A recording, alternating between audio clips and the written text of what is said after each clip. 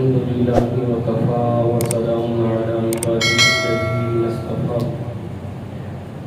أما بعد فأعوذ بالله السميع العليم من الشيطان الرجيم بسم الله الرحمن الرحيم الشداء على الكفار رحماء بينهم صدق الله العظيم وصدق رسوله النبي الأمي الكريم إن الله وملائكته يصلون على النبي يا أيها الذين آمنوا صلوا عليه وسلموا تسليما الصلاة والسلام عليك يا سيدي يا رسول الله وعلى آلك وأصحابك يا سيدي يا حبيب الله الصلاة والسلام عليك يا سيدي يا نبي الله وعلى آلك وأصحابك يا سيدي يا خاتم النبيين بندے پروردگارم امت احمد نبی دوست دار چاری یارم تابع اولاد علی مذہب حنفیہ دارم ملت حضرت خلیل خاک پائے غوث اعظم زیر سایہ ہر ولی یا صاحب الجمال و یا سید البشر من وجهك المنیر لقد نكبر القمر لا يمكن الثناء كما كان حقه بعد الخدا بزرگ کوئی قصہ مختصر ہم تو صلاۃ و بعد میرے نہایت ہی واجب الاحترام قابل صدر احترام عزیز بھائیوں بزرگوں بچوں میں نے آیہ کریمہ پڑھی ہے اللہ کا فرماتا ہے والذین معه اشداء علی الکفار رحماء بینہم یعنی محمد صلی اللہ علیہ وآلہ وسلم اللہ کے رسول ہیں جو آپ کے ساتھ ہیں یہاں مراد صدیق اکبر بھی ہیں فاروق اعظم بھی ہیں عثمان غنی بھی ہیں مولا علی بھی ہیں وہ کافروں پر سخت ہیں اور آپس کے اندر رحم دل ہیں محبوب علیہ السلام کے پیغام کوئی نہیں عثمان غنی ورگا جدا نام حیادہ پیک رہے جدے حصے وچ دو نور آئے جڑا خود عطا دا پیک کرے جتوں عاجزی نے عجز دا ول سکھیا رب دی منشا دا پیک کرے اودے ہر ایک فعل تے جدوارا جڑا وفا دا پیک کرے حضور نبی رحمت صلی اللہ علیہ وآلہ وسلم کا وہ پہلا غلام نام ہے عثمان ذوالنورین آپ کا لقب ہے ابو عبداللہ بھی آپ کا لقب ہے آپ کو ذوالنورین کا جو لقب ملا ہے وہ بارگاہ مصطفیٰ سے ملا امام الانبیاء نبی پاک علیہ السلام کے پہلے غلاموں حضرت سیدنا آدم علی نبی علیہ السلام سے دیکھ کر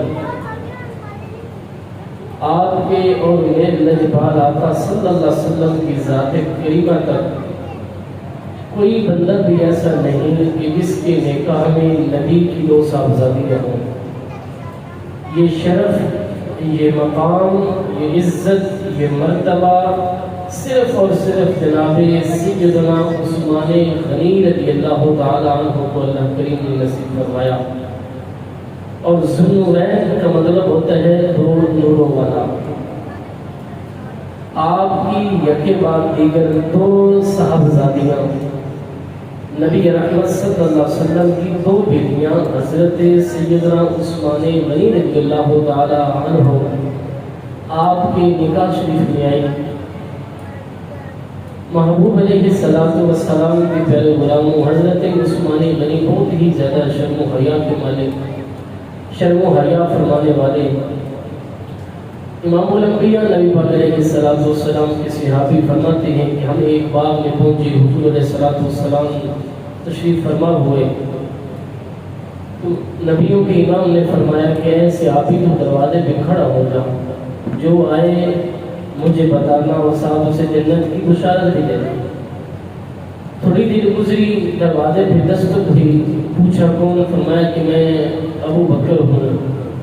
نبی رحمت صلی اللہ علیہ وسلم نے فرمایا کہ اے میرے صحابی جا، ایک تو اندر بھی لے گیا اور ساتھ جنت کی بشارت بھی دے۔ تھوڑی دیر کے بعد پھر دروازے پہ دستک ہوئی، پوچھا کون؟ فرمایا کہ میں محمد عمر فاروق عمر بن خطاب ہوں۔ نبیوں کے امام نے فرمایا اس کو بھی اندر لے کے آؤ، جنت کی بشارت ہو۔ پھر دروازے پہ دستک ہوئی، نبی رحمت صلی اللہ علیہ وسلم کا وہ پیارا غلام گیا تو دیکھا فاروق اعظم نہیں، اب تو عثمان غنی ہے، میں اس کو بھی اندر لے کے آؤ اور ساتھ جنت کی بشارت بھی دو۔ حضرت عثمان غنی رضی اللہ تعالیٰ عنہ وہ شخصیت ہے کہ اللہ کریم نے محبوب علیہ السلام کی پاک زبان مقدس سے آپ کو جنت کی بشارت عطا فرمائی۔ ایک دو دفعہ نہیں، کئی مقامات پہ آپ کو جنت کی بشارت ملی، محبوب علیہ السلام کی پاک زبان مقدس سے ملی۔ کونین کی والی صلی اللہ علیہ وسلم کے پھر غلاموں، غزوہ تبوک کا موقع ہے، جنگ کے لیے مال پیش ہونے لگا، حضور علیہ السلام کھڑے ہو گئے، لوگوں کو ترغیب دلانا شروع کی کہ میرے صحابہ جنگ کے لیے جانا ہے، مال و زر پیش کریں، جس کے پاس جتنی طاقت ہے وہ مال لے کے آئے۔ حضرت سیدنا عثمان غنی رضی اللہ تعالیٰ کھڑے ہوئے، عرض کرتے ہیں مدینے کے تاجدار 100 اونٹ بما غلا، یعنی لدے ہوئے 100 اونٹ میں لے کر آ جاؤں گا۔ پھر نبیوں کے امام نے ترغیب دلائی، عثمان غنی رضی اللہ تعالیٰ پھر کھڑے ہو گئے، عرض کرتے ہیں نبیوں کے امام 200 اونٹ سامان سے لدے ہوئے میں لے آؤں گا۔ کونین کے والی صلی اللہ علیہ وسلم نے پھر ترغیب دی کہ جنگ کے لیے مال پیش کریں۔ حضرت سیدنا عثمان غنی پھر کھڑے ہوئے، عرض گزارے حضور 300 اونٹ سامان کے لدے ہوئے میں لے کر آؤں گا۔ محبوب علیہ السلام کے پاک قدمین شریفین میں کھڑے ہو کر حضرت سیدنا عثمان غنی یہ گل فرما رہے ہیں۔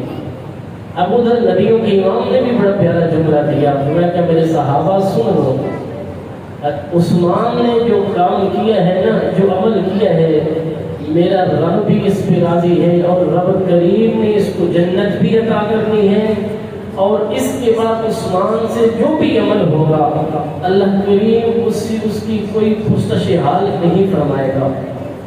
پھر مورخین نے یہ بھی لکھا، علماء سید نے یہ بھی لکھا کہ وہ 600 اونٹ نہیں 950 اونٹ لے کر آئے، سامان سے لدے ہوئے 950 اونٹ لے کے آئے، پھر 1000 اشرفی دی، پھر علیحدہ 10,000 اشرفیاں اور دی محبوب علیہ السلام کی پاک بارگاہ میں۔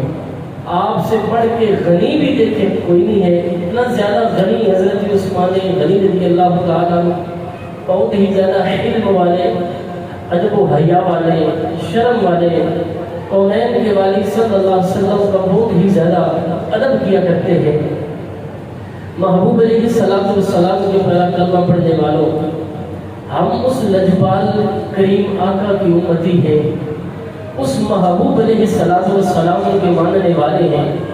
وہ نبی جب دنیا کی دھرتی پہ تشریف لے کے آئے، آپ کی آمد سے پہلے جو عالم ارواح کے یا جو عالم تغیرات کے، عالم دنیا کے جو معاملات تھے پس پردہ نہیں، لیکن محبوب علیہ السلام کے قدموں کی برکت سے اللہ کریم نے ہر ایک کو ظلمت کی بھٹی سے نکال کر نور کی ایمان کے لے کے کھڑا کر دیا، نور کی ایمان والے راستے پہ لا کھڑا کر دیا کہ اے میرے بندے، تجھے پتہ نہیں میں نے وہ کریم لجپال نبی بھیجا ہے، میں نے وہ کریم سونا رسول بھیجا ہے نا، اس رسول کی برکت ہے، اس رسول کے قدموں کی یہ برکت اور اعزاز ہے۔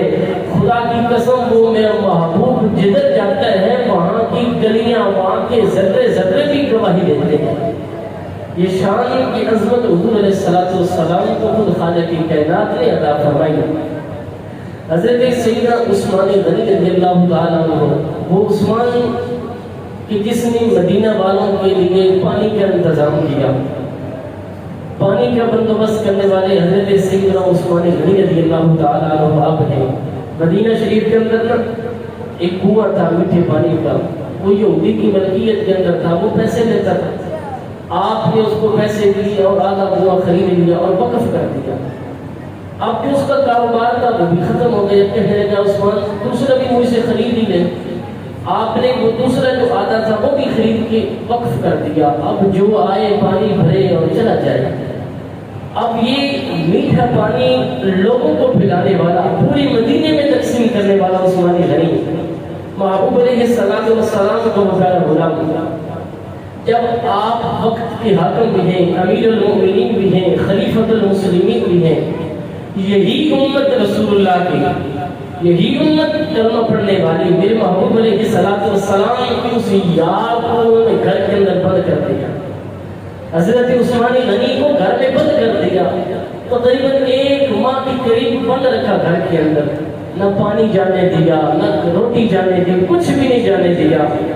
اب مولا علی کو پتہ چلا کہ حضرت عثمان غنی کا تو پانی بھی بند ہے، کھانا بھی بند ہے۔ آپ نے مشکیزہ اٹھایا، پانی سے بھرا اور لے کے چل پڑے کاشانہ عثمان غنی کے پاس۔ تو رستے میں ان باغیوں نے تیر مارے، مولا علی کو نہیں مشکیزے کو تیر مارے تاکہ مولا علی پانی لے کے عثمان تک نہ پہنچ پائے۔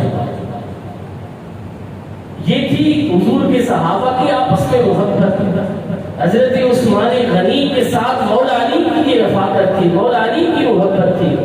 پھر جب دیکھا کہ وہ مشکیزہ پھٹ گیا، پانی بہہ گیا، تو آپ نے اپنا امامہ اتارا اور ہوا میں لہرایا تاکہ حضرت عثمان کو پتہ چلے کہ یہ مولا علی کا امامہ ہے۔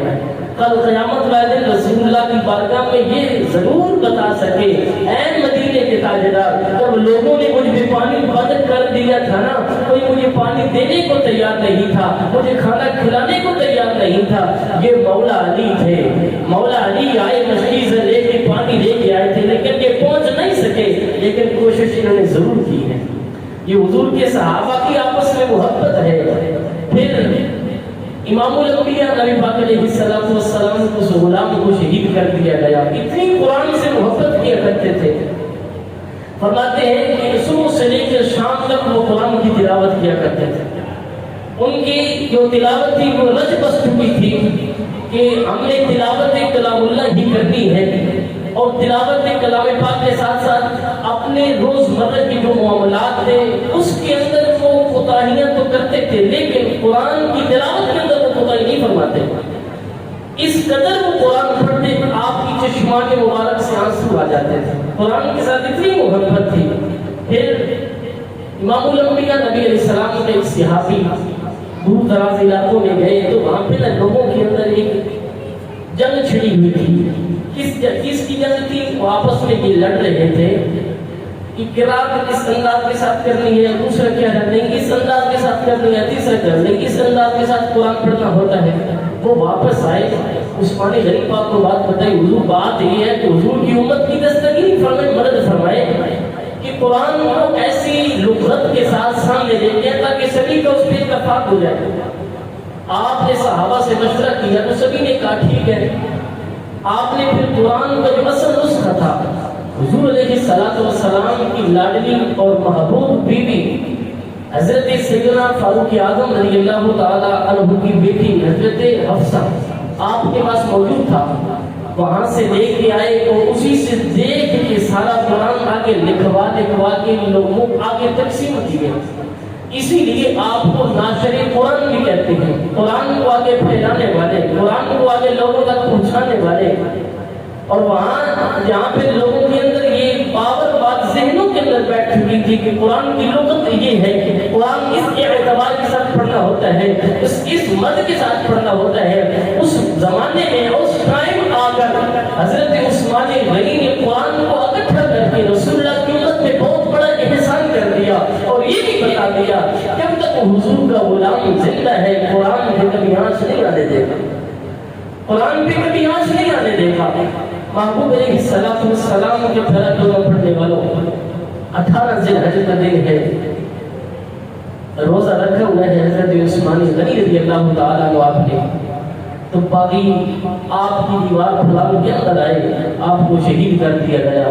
جب آپ کو شہید کیا گیا تب بھی آپ قرآن پڑھ رہے تھے، آپ قرآن اس ٹائم بھی پڑھ رہے تھے جب آپ کو شہید کیا گیا۔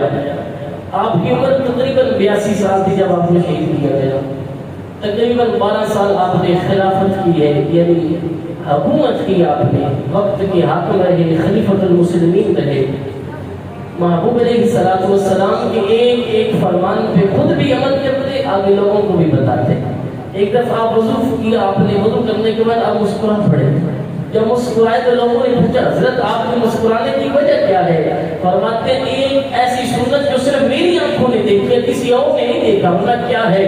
میں کہ جب آپ کے میرے لجپال آقا نے وضو فرمایا، وضو فرمانے کے بعد آپ بھی مسکرائے، میں چاہتا تھا یہ صرف میری آنکھوں نے دیکھا تھا، میں چاہتا ہوں اب رسول اللہ کی ساری امت کو پتہ چل جائے یہ بھی میرے آقا کی سنت ہے۔ اتنا حضور کی سنت سے وہ پیار کیا کرتے تھے حضرت عثمان غنی رضی اللہ تعالیٰ عنہ۔ اور آج کے اس پرفتن دور کے اندر قرآن کے ساتھ جگہ جگہ بے حرمتی ہو رہی ہے، کوئی قرآن کے رستے جلا رہا ہے اور کوئی قرآن کو شہید کر رہا ہے، کوئی قرآن کو سر عام جلا رہا ہے۔ یہ کیا؟ یہ ہماری غفلت ہے، ہماری کوتاہیاں ہیں۔ آج عالم اسلام صلاح الدین ایوبی کو ترس رہا ہے، نور الدین زنگی کو ترس رہا ہے، محمد بن قاسم کو ترس رہا ہے، محمود غزنوی کی وہ جو تلوار اور وہ گھوڑے کے جو داغ تھے ان کو ترس رہا ہے۔ آج پھر وہ پرانا بقال اسلام والا کھویا وہ پرانا بقال مسلمان ترس رہے ہیں۔ آئے سلطان ٹیپو، پھر آئے ایک بار محمود غزنوی، پھر آئے محبوب علیہ السلام کے وہ غلام جو نے اپنی جانوں کو قربان کر کے حضور علیہ السلام پر یہ جو قرآن نازل ہوا اللہ کا کلام ہے، اس کی وہ بالکل من و اس کی حفاظت کے لیے اپنا سر من تن کی بازی لگا دے۔ آج سویڈن کے اندر آپ پر میرے جبال آقا صلی اللہ علیہ وسلم کی ذات کریمہ پر جو قرآن اترا اس کو سریام جلایا انہوں نے۔ اب پھر مزید کی بات سنیں، ہمارے اس ملک پاکستان کے اندر کچھ عرصہ پہلے گستاخیوں پہ لوگوں نے ریلیاں نکالی، آگے سے لوگوں کو یہ بھی کہا گیا گستاخیاں وہاں پہ ہوتی ہیں، ریلیاں یہاں پہ نکلتی ہیں، یہ کیا ہوا؟ آج وہ بھی کہہ رہے ہیں چلو ہم بھی ریلی نکالتے ہیں، یہ گستاخیاں ادھر ہوتی ہیں، تو کیا لگتا ہے یہاں پہ ریلی نکالتے ہیں؟ تیرے پاس تو طاقت تھی، تیرے پاس ہر چیز تھی، کیا وہاں پہ رب کی بارگاہ میں تیری پکڑ نہیں ہوگی؟ جب رب کی عدالت لگے گی کیا تم سے پوچھا نہیں جائے گا تیرے پاس یہ طاقت تھی، میرا قرآن جلایا گیا، میرے نبی کی عزت پہ حرف آیا، میرے نبی کے خاکے بنے، امہات المؤمنین کے خاکے بنے، سیدہ عائشہ صدیقہ کے خاکے بنا کر انہیں آویزہ کر کے سرکاری عمارتوں پہ لٹکا دیے، تیرے پاس طاقت تھی، تو نے کیا کیا؟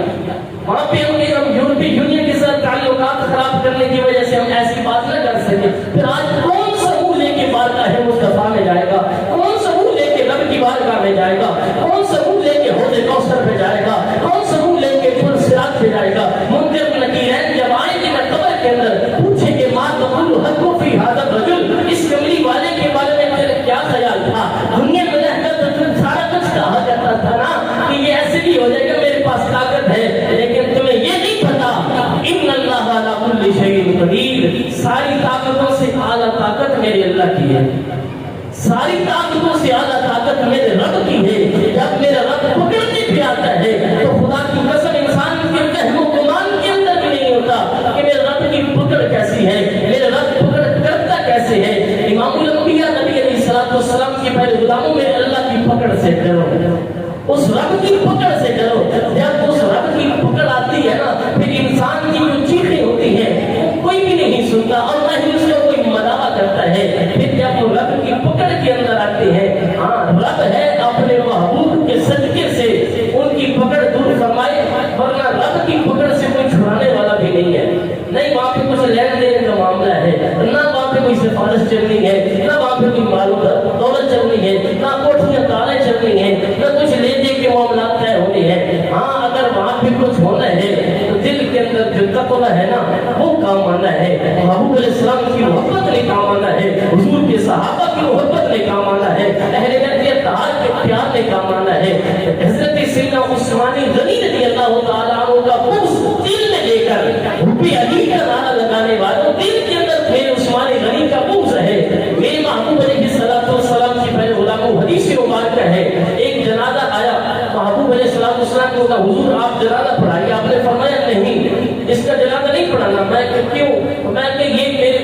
سے بغض کرتا تھا، یہ بندہ عثمانی غنی سے بغض کیا کرتا تھا، اور جو بندہ حضرت عثمانی غنی سے بغض رکھے نبیوں کا امام اس کا جنازہ نہیں پڑھاتا، اور یہاں پہ جو صحابہ کو بھونک رہے ہوتے ہیں ان کے ساتھ چل رہے ہوتے ہیں، جو صحابہ کے بعد گندی زبانیں نکالتے ہیں، ہمارا ان کے ساتھ یارانہ ہے، چاہے وہ لفظیت ہے، خارجیت ہے، تفسیریت ہے، جو بھی ہے، ہمارا ان کے ساتھ بڑے بڑے لنک ہم بنائے ہوئے ہیں، بڑے پیار محبتیں ہوتی ہیں ہمارے ان کے ساتھ، لیکن میرے محبوب علیہ السلام کی جس نے ایک صحابی کو بھی تکلیف دی ہے، میرے نبی کا فرمان ہے اس نے مجھے تکلیف دی، جس نے مجھے تکلیف دی اس نے رب کو تکلیف دی، پھر جس نے رب کو تکلیف دی رب خود اس کی پکڑ فرمائے گا، اللہ خود اس کی پکڑ فرمائے گا۔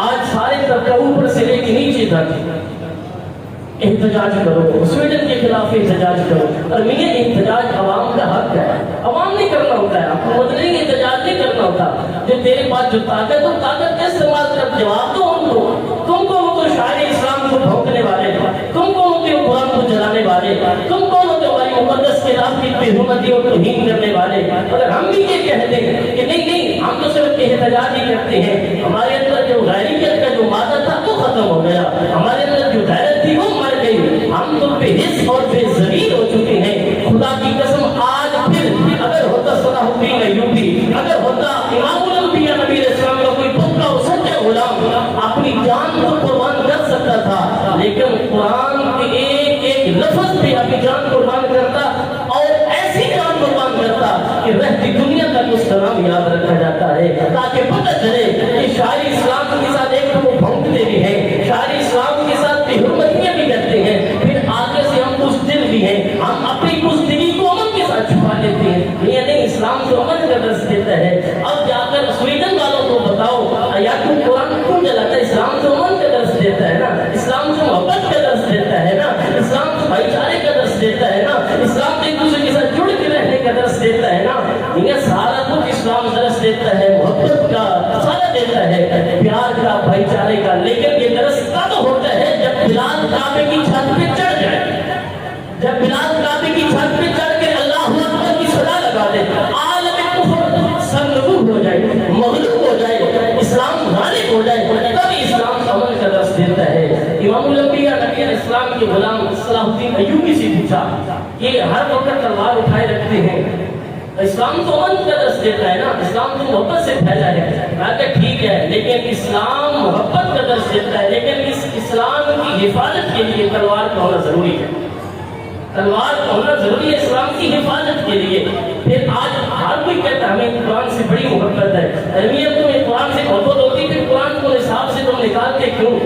انہوں نے تو قرآن کو نصاب سے ہی نکال دیا، جو صورتیں قرآن کی نصاب کے اندر تھے ان کو ختم کر دیا، اور جو صورتیں تھیں قادیانیوں کی ذہن کے اندر آ کر رد و بدل کر دی، ان کے تراجم کے اندر رد و بدل کر دی۔ کیا ہمیں پتہ نہیں امت مسلمہ بیدار ہو چکی ہے، ہر ایک کو خبر ہے، تمہارے کرتوتوں کی بھی خبر ہے، لیکن جب رب کی عدالت لگنی ہے نا، ہر کوئی اسی کے انتظار کے اندر ہے، جو جس نے بھی اسلام کے ساتھ ٹکر دی ہے نا، یا شاعر اسلام کے ساتھ جو بھی جس نے کھلواڑ کیا ہے، وہ یہاں پہ بھی ذلیل ہوگا، اور ہوگا بھی، اور ہو بھی رہا اور انشاءاللہ ہوگا، اور جس نے اسلام کی محبت میں آ کر سب کچھ لٹایا ہے، یہاں پہ بھی اس کو عزت ملنی ہے، قبر میں بھی عزت ملے گی، میدان محشر میں بھی عزت ملے گی، لیکن ہو اسلام کے ساتھ پکا وفادار، پکا سپاہی ہو اسلام کا، دل کے اندر میرے محبوب کی محبت ہو، حضور علیہ السلام کے چاہنے والوں کا پیار ہو۔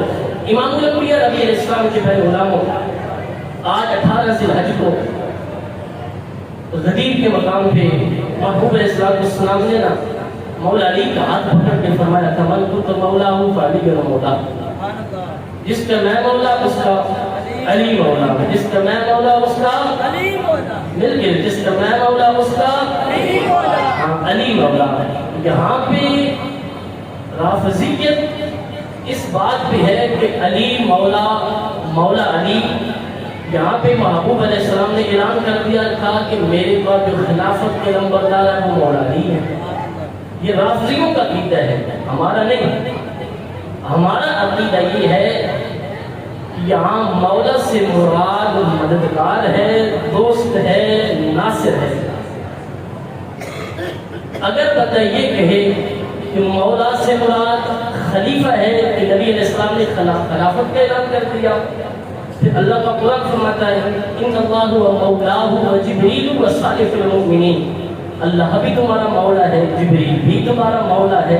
تو اب جبریل کس کا خلیفہ بنے گا؟ اللہ کا خلیفہ. اللہ کس کا خلیفہ بنے گا؟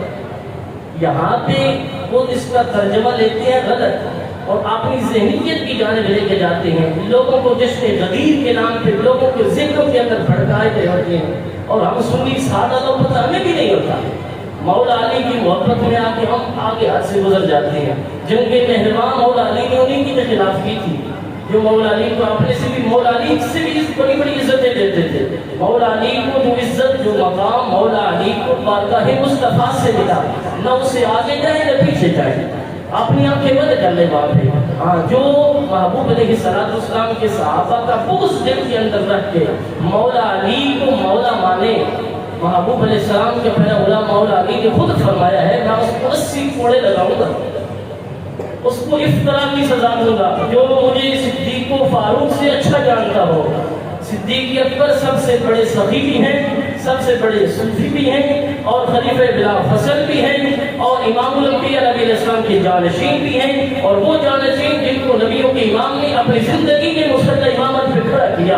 اے صدیق آ میرے مصلی پہ کھڑا ہو جا.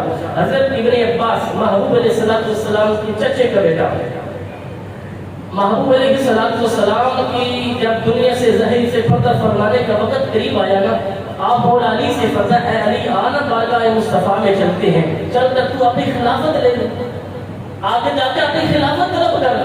مولا علی فرماتے ہیں مجھے پتہ ہے خلافت مجھے نہیں ملتی، مجھے پتہ ہے خلافت میں لے بھی نہیں سکتا. ہاں جس قوم کے اندر ابو بکر موجود ہو وہاں پہ کوئی دوسرا امام بھی نہیں بن سکتا. یہ مولا علی خود فرما رہے ہیں اور ہم میں آپس میں لڑوا رہے ہیں. امام الانبیاء نبی علیہ جشن غدیر ہم نہیں جو منائے لیکن مولا علی کی محبت سینے کے اندر بسائیں، دل کے اندر آپ کے ذرے ذرے سے مولا علی کی آواز آئے، آپ کے دل و دماغ سے آپ کے کلیجے سے مولا علی کی آواز آئے. علی علی کی صدا ہے،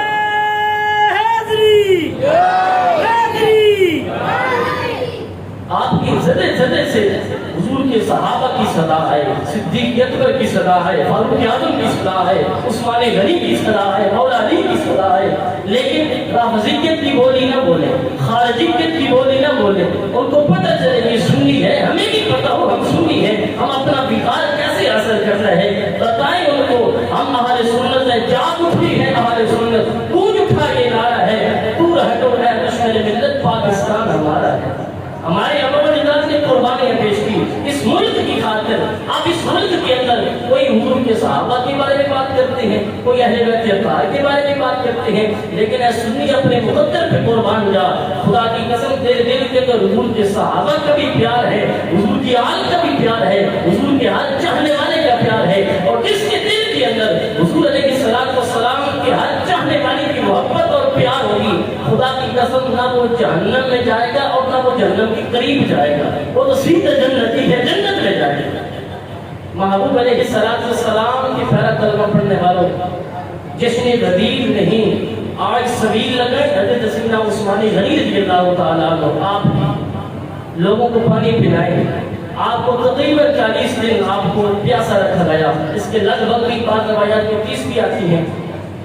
لوگوں کو سبیل لگا کے پانی پلائیں، ان کے نام کا ختم دلوائے. مولا علی کی محبت سینے میں ضرور بسائیں، ہر دن مولا علی کا ختم دلوائیں، ان کی محبت میں علی علی کے نعرے لگائیں. لیکن صدیق اکبر کا نعرہ لازمی لگائیں، فاروق اعظم کا نعرہ لازمی لگائیں، عثمان غنی کا نعرہ لازمی لگائیں، پھر مولا علی کا نعرہ لگائیں. جب ساری کا نعرہ لگا کے مولا علی کا نعرہ لگے گا نا، خدا کی قسم مولا علی کی بھی روح خوش ہوگی. دیکھ میرے بڑوں کا بھی نعرہ لگایا ہے، پھر میرا بھی نعرہ لگایا، وہی مولا علی تجھے جنت میں بھی لے کے جائیں گے. لیکن شرط یہ ہے دل کے اندر صدیق اکبر کا بھی محبت رکھ، دل کے اندر فاروق اعظم کی حیا رکھ، دل کے اندر عثمان غنی کا پیار رکھ. جب یہ ساری باتیں ہوئی اکٹھی تب جا کے تیرے دل کے اندر مولا علی کی محبت آئے گی، تب جا کر تیرے دل کے اندر حضور اسلام کے غلاموں کی عقیدت اور محبت اور پیار نصیب ہوگا. ہمیں چاہیے کہ ہم اس آج 18 سے حج کو حضرت سیدنا عثمان غنی رضی اللہ تعالیٰ عنہ آپ کی یاد کے اندر سبیل لگائیں، ہر بندہ لگائے. یہ ضروری نہیں دو دو تین تین ٹپ بناتے، ایک جگ پانی بنائی لوگوں کو پلاتے، ختم دلوائے لوگوں کو بانٹتے، خود گھر کھا لیں لیکن ان کے نام کا ایصال ثواب ضرور کریں۔ اللہ کریم مجھے اور آپ کو جو کچھ سنا توفیق عمل عطا فرمائے۔ وما علیہ الا البلاغ المبین۔